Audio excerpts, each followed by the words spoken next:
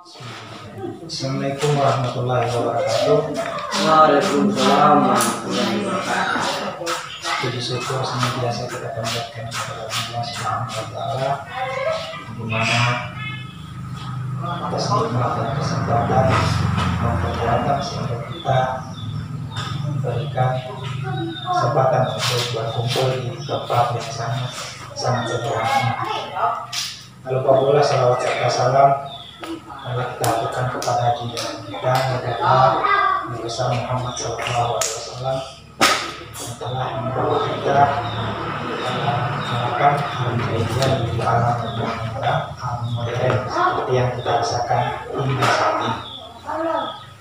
Ada beberapa hal yang perlu saya sampaikan terkait persoalan lembaga PKBM atau kepanjangan dari Pusat Kegiatan Belajar Masyarakat Mokopani Kabupaten Bogor. Ada beberapa proses yang telah kita lalui bersama Ketua PKBM sendiri mengenai legalitas atau akta pendirian yang sudah kita dapatkan mulai hari kemarin, tepatnya di tanggal 17 Februari 2021. Itu yang pertama mengenai akta pendirian yang sudah kita miliki. Yang kedua mengenai NPWP yang kita urus kemarin sore juga dan alhamdulillah sudah selesai. Adapun hal-hal terkait mengenai kegiatan, baik itu program kerja, strategi dan sebagainya, dan juga informasi yang kita dapatkan mengenai izin operasional dari instansi terkait, ya mungkin lebih jelasnya akan disampaikan oleh Ketua PKBM Mokopani Kabupaten Bogor. Waktu yang tepat saya persilahkan. Bismillahirrahmanirrahim. Assalamualaikum warahmatullahi wabarakatuh. Bapak dan Ibu pengurus PKBM Mokopani Kabupaten Bogor yang sempat hadir pada hari ini. Pertama, saya ucapkan banyak terima kasih sudah menyempatkan diri hadir di tempat ini, karena memang saya tahu betul bahwa waktu atau pukul saat ini adalah waktunya orang istirahat sebenarnya. Cuman karena memang persoalan ini kami pandang genting, maka secepatnya harus kita rampungkan. Baik, seperti apa yang disampaikan oleh Sekretaris PKBM tadi, sedikit saya mengantar terkait apa yang sudah kita lalui kemarin. Yang pada intinya adalah hal-hal yang mengganjal kita selama ini dalam melaksanakan program pembelajaran non formal itu alhamdulillah sudah tercapai. Yang pertama sudah disinggung oleh Pak Sekretaris tadi terkait dengan akta notaris atau SK pendirian daripada PKBM ini. Itu alhamdulillah pada pukul 13 lewat sekian, tepatnya saya kurang tahu juga kemarin itu, telah keluar akta notaris dari Notaris Feni Anastasia SK MKN yang diserahkan langsung ke sekretaris oleh bidang kelembagaan. Selanjutnya setelah proses itu keluar atau akta itu keluar, kemarin kami diarahkan oleh notaris untuk mengurus fiskal atau izin sebagai syarat untuk mengurus izin usaha. Sehingga kami kemarin setelah dari notaris menuju ke dinas pendapatan. Memang ada kendala yang kita hadapi di situ. Sehingga kenapa kemarin ada sesi konsultasi dengan pihak yang bertanggung jawab atas fiskal itu. Dari statement yang disampaikan oleh pihak pendapatan, bahwasanya nanti ini PKBM mengurus fiskal. Nanti orang ini kata PKBM yang mau mengurus fiskal. Sehingganya banyak masukan-masukan yang diberikan bahwa jenis pendidikan non formal seperti ini atau PKBM seperti ini itu berbeda dengan lembaga-lembaga yang bergelut di dunia bisnis atau usaha seperti CV, koperasi dan sebagainya. Yang sejenis, sehingganya disampaikan bahwa izin itu atau izin usaha itu tidak perlu dikeluarkan atau tidak perlu diurus oleh PKBM karena izin itu keluar dari lembaga terkait. Bagaimana kita lembaga pendidikan khususnya pendidikan non formal, maka jalurnya kita untuk mendapatkan izin adalah dari dinas pendidikan. Maka saya berkesimpulan kemarin berarti sudah izin operasional itulah yang kita butuhkan untuk penyelenggaraan pendidikan, khususnya pendidikan non formal. Sehingganya mungkin Bapak Ibu pengurus bertanya-tanya, sudahkah Fiska tidak diurus karena memang tidak perlu untuk pengurusan itu. Pengurusan itu dilakukan hanya untuk usaha, seperti yang saya sampaikan tadi, CV, koperasi atau yang sejenisnya. Karena kita sifatnya bukan usaha ini, kita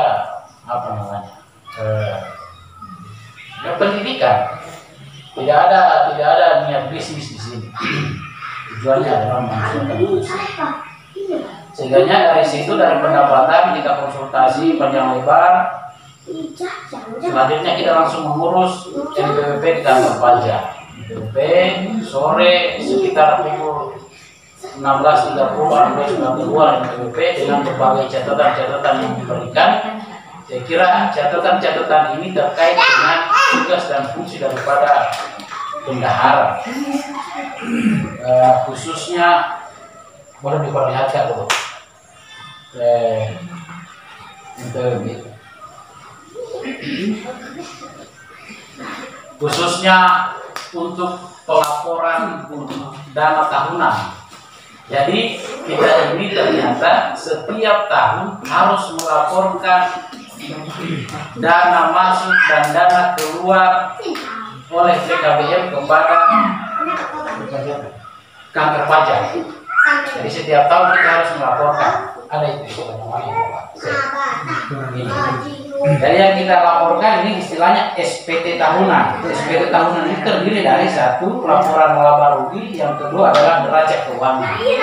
Jadi disarankan oleh pihak perpajakan kalau boleh cari orang yang akuntansi untuk menyusun ini. Sekalipun ada bendahara daripada lembaga itu, tapi untuk menyusun ini cari orang akuntansi sebagai pembantu daripada bendahara untuk menyusun ini.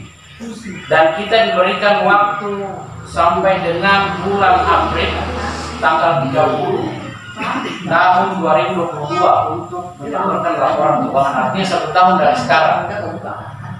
Kalau lewat, jangankan lewat 1 hari, lewat 1 detik dari tanggal 30 itu, artinya 12.01, maka kita sudah kena denda 1 juta rupiah. Ini keterangan dari kantor pajak.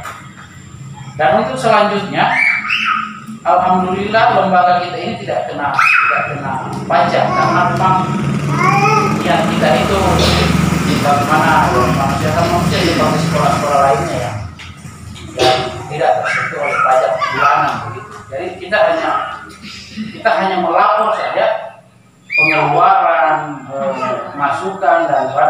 pemasukan daripada PKBM itu sendiri, laporkan ke kantor pajak. Sehingga barangkali ini yang perlu kita bahas juga, salah satunya bagaimana solusinya nanti atau kiat-kiat apa yang kita lakukan untuk proses ini. Nah kemudian yang kedua, nah ini terkait ini melaporkan PPH pasal 21 setiap masa pajak Desember. Artinya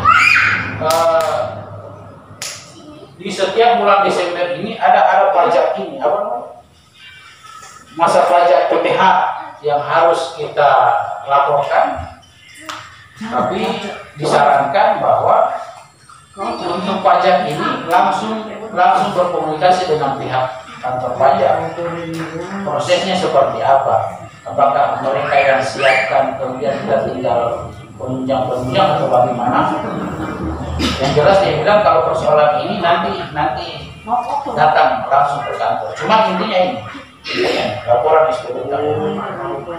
Baik, jadi kesimpulannya kemarin itu dua yang keluar, akta notaris dan PWP lembaga. Dan memang itulah yang mengganjal sampai dengan kemarin itu dan kami sudah selesai. Jadi dari apa yang sudah disampaikan tadi, pada intinya kita ini sekarang posisi sudah legal, artinya sudah sah di mata hukum bahwa PKBM Mokopani itu ada di Kabupaten Goa. Makanya saat ini, detik ini pun kita sudah bisa action untuk melaksanakan program-program pendidikan, khususnya pendidikan non formal. Nah, maka pertemuan kali ini barangkali kita bahas juga program kerja terkait dengan itu, actionnya kita seperti apa. Karena masuk kemarin di Dinas Pendidikan, inti penyampaiannya adalah tidak apa-apa izin operasional menyusul keluar. Teman-teman silakan jalan saja. PKBM ini silakan jalan.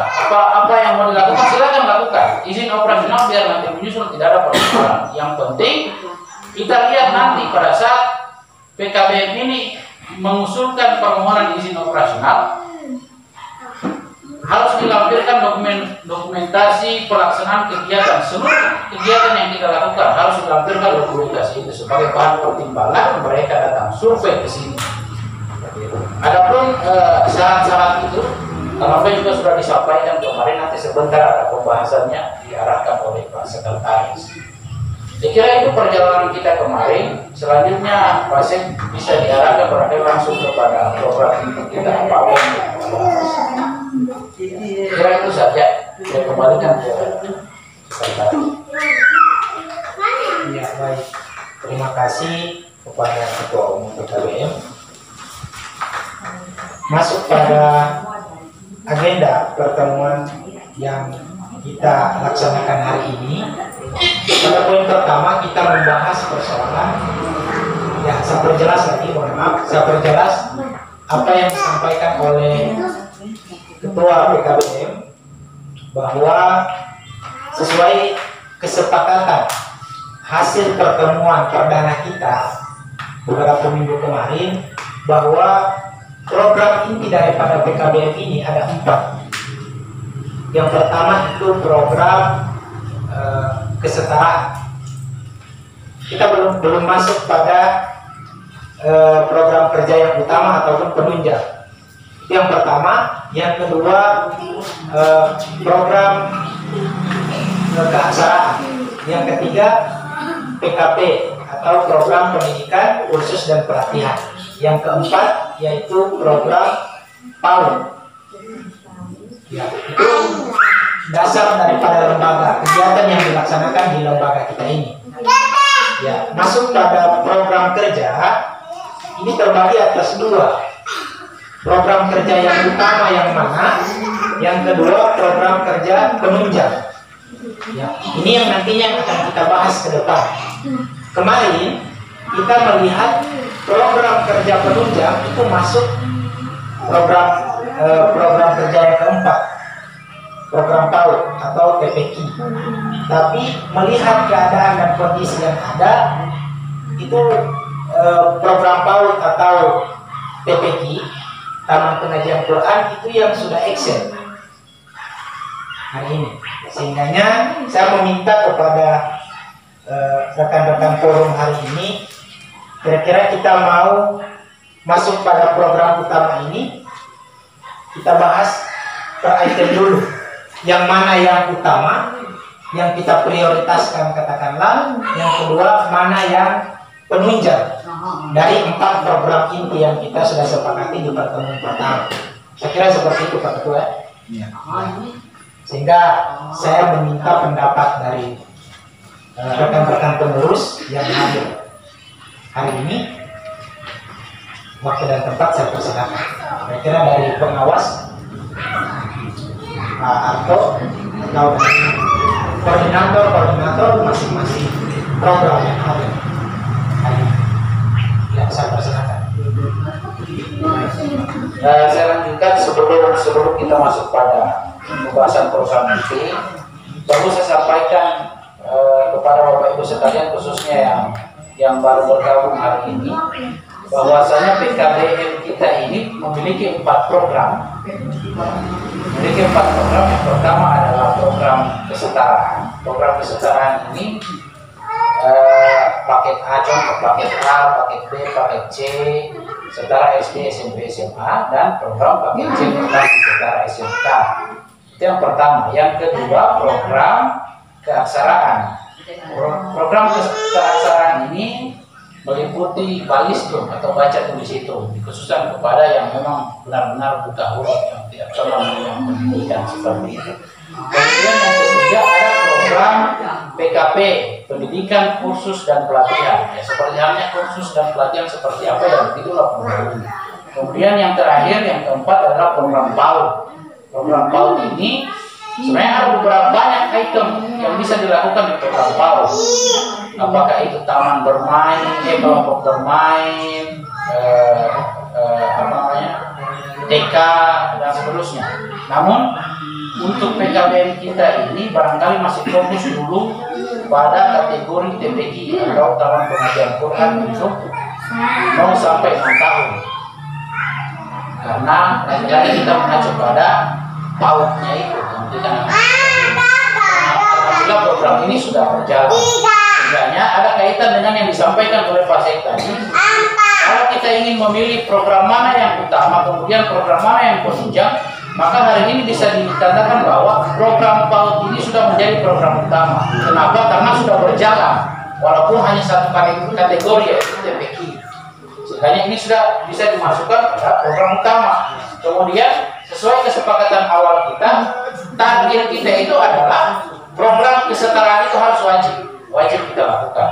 Maka bisa disimpulkan 2 program utama, kesetaraan dengan PAUD, khususnya TPQ. Maka saya meminta pertimbangan kepada Bapak Ibu sekalian untuk 2 program lain yang saya tidak sebutkan tadi, yaitu keaksaraan dan program kursus dan pelatihan ini. Apakah ada dari 2 ini yang bisa kita masukkan ke program utama lagi, atau 2 ini kita jadikan program penunjang? Karena ini kaitannya dengan permohonan izin operasional. Sesuai penyampaian dari Dinas Pendidikan, khususnya bidang pendidikan non formal, bahwa setiap program kerja ini ada 4 ini, maka masing-masing harus memohon izin operasionalnya. Artinya satu program ada 1 izin operasional. Jadi kalau kita menginginkan 4 program ini adalah program utama, maka 4 program harus kita masukkan permohonan izin operasionalnya. Jadi harus 4 administrasi yang kita siapkan. Tentunya banyak. Maka ini kita harus simpulkan mana yang kita utamakan dulu. Atau kita bisa 1 kali 4, oke, tidak ada persoalan. Seperti itu.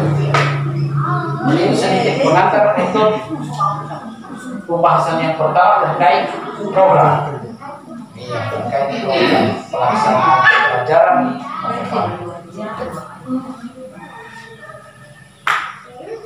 Oke, saya kira itu saja.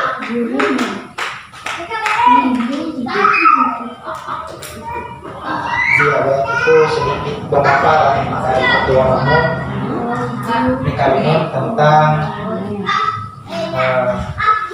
struktur atau poin-poin tertentu terkait persoalan program kerja, baik yang sudah kita sepakati di pertemuan pertama dan kita lebih perjelas lagi di pertemuan ini. Nah, informasi kemarin yang kita dapatkan sesuai apa yang disampaikan oleh Ketua, bahwa izin operasional yang dikeluarkan oleh Dinas Pendidikan mengenai lembaganya kita ini, pemikiran kita pertama bahwa izin operasional ini keseluruhan daripada kegiatan di lembaga ini. Tetapi ternyata sudah jelas bahwa izin operasional itu dibagi pada masing-masing program kerja yang akan kita selenggarakan. Maupun persyaratan-persyaratannya ya nanti kita bahas sebentar.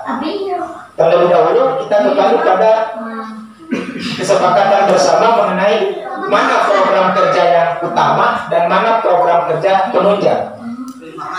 Ya, sesuai dengan agenda pertemuan kita di hari ini. Ya, kita sudah melihat bersama bahwa salah satu program kerja utama yaitu masuk pada program PAUD yang dimana itu TPI yang sudah beberapa hari ini terlaksana, alhamdulillah. Sehingganya apalagi yang akan kita masukkan.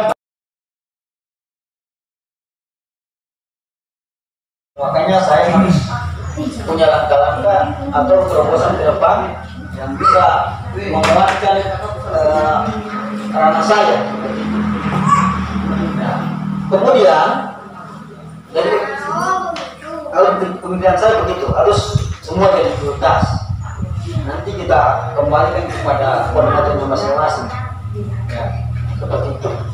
Kemudian untuk yang sudah berjalan ini, TPQ ya, di bawah koordinator PAUD, saya kira untuk dimatangkan saja dengan program nantinya sudah boleh siswa-siswa dirangkul, maka semuanya dibuatkan absennya, ya. Artinya administrasinya sudah ada itu, ya, semua sudah ada, sehingga ini juga langkah-langkah persiapan nanti pada saat kita ditinjau, berikan apa akreditasi, ya.